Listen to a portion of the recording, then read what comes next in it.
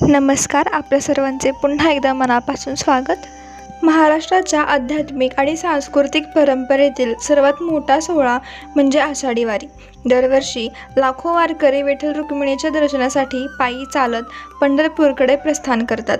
ज्ञानोबा तुकारामच्या जयघोषाने संपूर्ण महाराष्ट्र भक्तिमय वातावरणात न्हाऊन निघतो. सन 2026 संत तुकाराम महाराजांची पालखी श्री क्षेत्र देहू येथून 7 जुलै 2026 रोजी पंढरपूरच्या दिशेने प्रस्थान करणार आहे. त्यानंतर संत ज्ञानेश्वर माऊलींची पालखी श्री क्षेत्र आळंदी येथून 8 जुलै 2026 रोजी दुपारी प्रस्थान करणार आहे.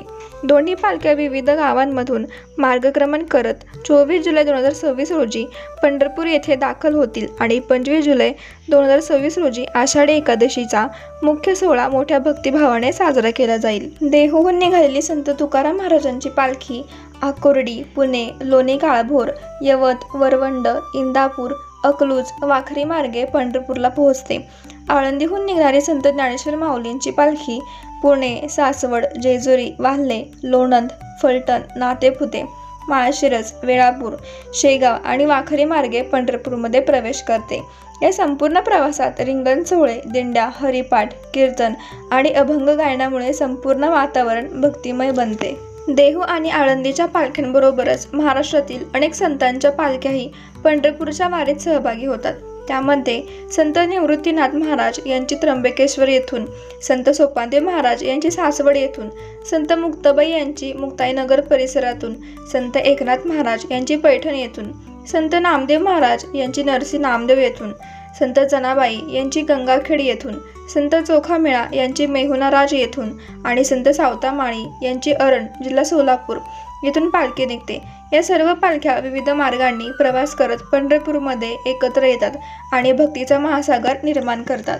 वारकरी परंपरेला अनेक शतकांचा इतिहास लाभला आहे. संतांच्या पादुका पालखीत ठेवून पायी पंढरपूरला जाण्याची ही परंपरा भक्ती, समता, सेवा आणि बंधुभाव यांचे प्रतीक मानले जाते. संतांच्या अभंगातून समाजाला समानतेचा आणि सदाचाराचा संदेश देण्यात आला आणि तोच संदेश आजही वारीतून जिवंत ठेवला जातो.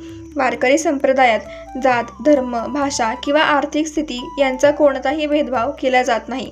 प्रत्येक वारकरी एकमेकांना माऊली म्हणून संबोधतो. विठ्ठल नामाचा गजर, सामूहिक सेवा, शिस्तबद्ध चाल आणि परस्पर सहकार्य ही वारीची खरी ओळख आहे. पालखी सोहळ्यात दिंडी, रिंगण, हरिपाठ, कीर्तन, प्रवचन, अभंग गायन, टाळ मृदंगाचा निनाद आणि सामूहिक नामस्मरण या परंपरा विशेष महत्त्वाच्या मानल्या जातात. लाखो वारकरी अनवाणी किंवा साध्या पादत्राणांसह शेकडो किलोमीटरचा प्रवास करत विठ्ठल भक्तीचा संदेश जगभर पोहोचवतात.